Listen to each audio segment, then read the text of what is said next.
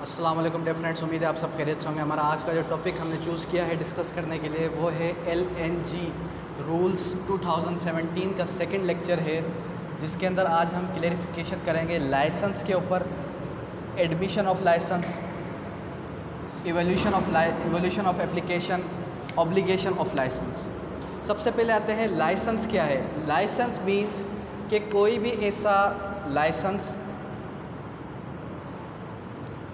जो कि किसी भी पर्सन के पास हो for the rules of LNG, liquid natural gas का जो लाइसेंस है, लिक्विड नेचुरल गैस का लाइसेंस अगर किसी भी पर्सन के पास है तो उसको हम लाइसेंस कहेंगे। लाइसेंस में भी restricted by the category of the regulated activity. Licence को जो है रेगुलेटेड एक्टिविटी से कैटेगराइज किया गया है। अब ये जो वर्ड लाइसेंस है, इसका मतलब क्या है कि कोई भी ऐसा एक्ट करने का, यानी कि ये जो LNG है, हम क्या पढ़ रहे हैं, liquid natural gas, liquid natural gas rules. अब इसके अंदर ये कैटेगराइज किया गया है कि LNG के अकॉर्डिंग जो लाइसेंस होगा वो लाइसेंस पर्टिकुलरली पर्सन्स को मिलेगा, और जो अथॉरिटी है मे ग्रांट द लाइसेंस। अब जो अथॉरिटी है,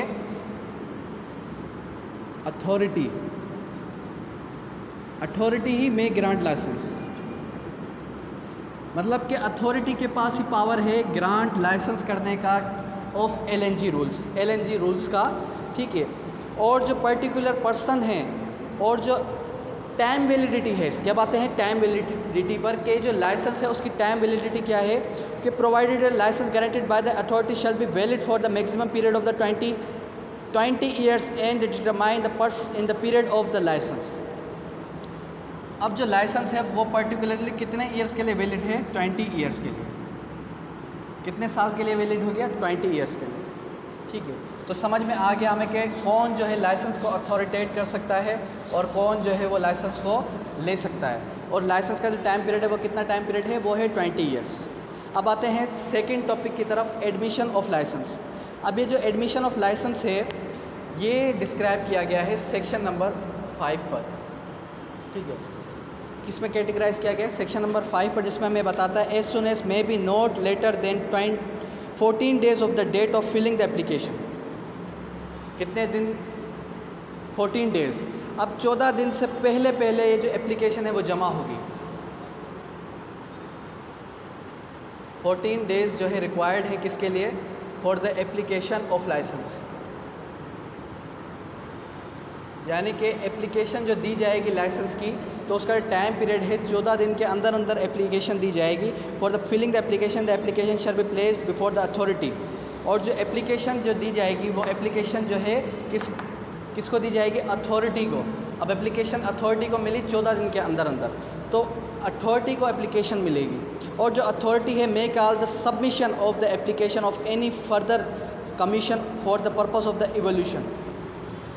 अब जो अथॉरिटी है, अथॉरिटी को ही जो है ये इख्तियार है कि वो जो है उसके बाद किसी भी पर्पस के लिए उनको बुला सकती है कि ये लाइसेंस का पर्पस है, या पर्टिकुलर कोई भी पर्पस रीज़न के लिए बुलाकर उनको जो है वो ग्रांट लाइसेंस कर सकती है। और उसके बाद फर्दर जो है वो किसी कमीशन के लिए उनको कमेटी बिठाकर और वो पूछ सकती है, या कोई भी XYZ कोई भी क्वेश्चंस कर सकती है।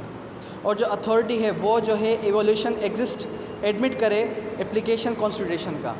अब ये इवोल्यूशन क्या है, लाइसेंस ग्रांट करने के साथ ही साथ जो इवोल्यूशन है वो भी ज़रूरी है। अब ये LNG जो रूल्स हम पढ़ रहे हैं, इसका मतलब क्या है, liquid natural gas, liquid natural gas की स्टडी कर रहे हैं। फर्स्ट ऑफ ऑल हमने प्रीवियस लेक्चर के अंदर क्या स्टडी किया, इंट्रोडक्शन। लेकिन अब हम क्या स्टडी कर रहे हैं, इसका टोटली जो मेन क्वेश्चंस हैं उनको स्टडी कर रहे हैं इस बुक के अंदर। जो इस बुक ये जो है तकरीबन 50 या 40 पेजेस की बुक है, जो कि LNG रूल्स 2017 की बुक है।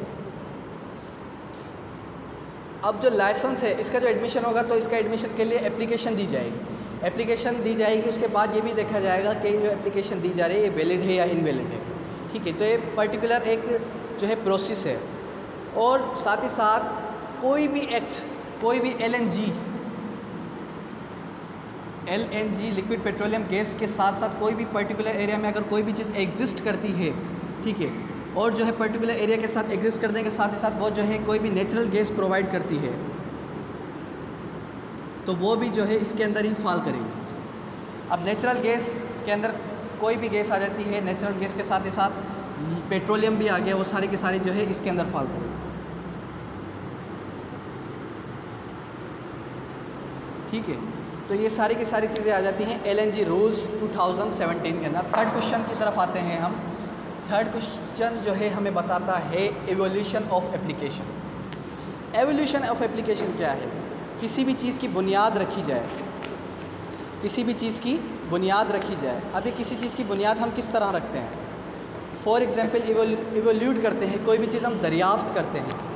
अब ये जो LNG है, लिक्विड पेट्रोलियम गैस है, ये मादनी ज़मीन में से हमें मिलता है। अब जितने भी जो इंजीनियर्स हैं इनको थोड़ा ज़्यादा नॉलेज होगी इसके बारे में।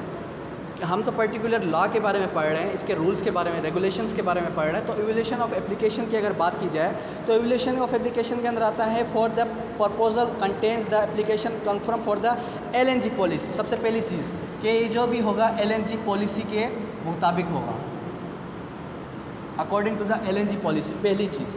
दूसरी चीज़ क्या है? The viability of the source of supply LNG gas as the case may be applicant demonstrated access there to.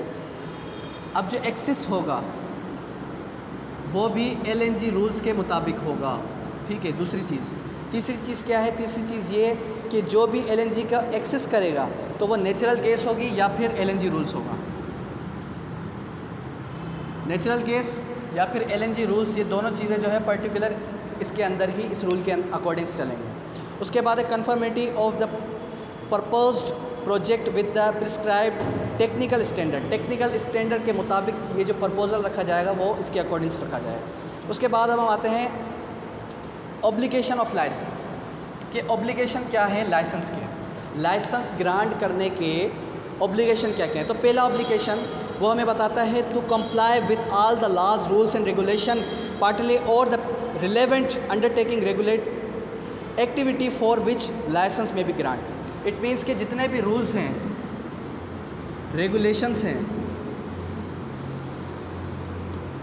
According to LNG, वो सारे के सारे आते हैं किसके अंदर? ऑब्लिगेशन के अंदर। पहली चीज़ जो ऑब्लिगेशन है वो क्या है कि वो रूल को फॉलो करेंगे, रेगुलेशंस को फॉलो करेंगे, जो भी LNG के अकॉर्डिंग्स बताया गया वो सारी की सारी चीज़ों को फॉलो करेंगे। To locate, design, constructed, operate and maintain the facility. उसके बाद design, maintain facility and other obligations. It means के जो भी डिज़ाइंस होंगे, मेंटेनेंस होगी और फैसिलिटीज़ प्रोवाइड होंगी वो भी ऑब्लिगेशन के अंदर फॉल करेंगी for the LNG rules. LNG rules के अकॉर्डिंग जितने भी ऑब्लिगेशंस हैं उसके अंदर ये सारी की सारी चीज़ें आ जाती हैं। उसके साथ ही साथ आता है to strictly follow the requirements of the environmental protection. अब उसके बाद जो मेन चीज़ है वो मेन चीज़ हमें क्या बताती है? उसके बाद जो मेन चीज़ हमें ये बताती है टू फॉलो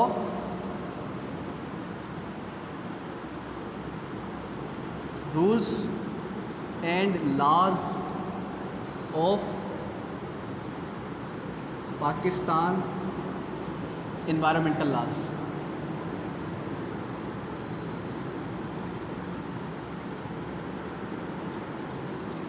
सबसे इम्पोर्टेंट चीज़ क्या है कि वो जो है फॉलो करेंगे, रिक्वायरमेंट्स फॉलो करेंगे। Environmental protection act 1997, environmental protection act 1997, environmental protection act को वो जो है क्या करेंगे? फॉलो करेंगे। एनवायरमेंटल एक्ट प्रोटेक्शन एक्ट को 1997 वाले को, जिसके अंदर सारी की सारी चीज़ें रिक्वायर्ड हैं ऑफ इस चीज़ के बारे में है, एनवायरमेंटल के बारे में सारे के सारे लॉज बताए गए हैं एनवायरमेंटल के। इट मीन्स के हम जब देखते हैं कि हम हाईवे के अंदर जाते हैं तो उसमें जो है LNG का कोई भी ट्रक जब गुजरता है तो उसके अंदर लिखा होता है कि for the safety of the public that do not smoke for the premises of this area, कि इस एरिया में आप स्मोक नहीं करें, इस एरिया में जो है ये थोड़ा डेंजरस लिक्विड है। ऐसी चीज़ें लिखी होती हैं LNG के बारे में। यार LNG से रिगार्डेड कोई भी ऐसी चीज़ होती है, अब जैसे आप शाह साहब ये देख सकते हैं कि एलएनजी जो है इसके रिलेटेड को बहुत सारी चीज़ें, बहुत सी मादनियात, बहुत सी क्लाइमेट के अंदर जितनी भी चीज़ें आती हैं हमारे पास इन्वायरमेंटल के अंदर, तो वो सारी की सारी आती हैं एलएनजी रूल्स के अंदर।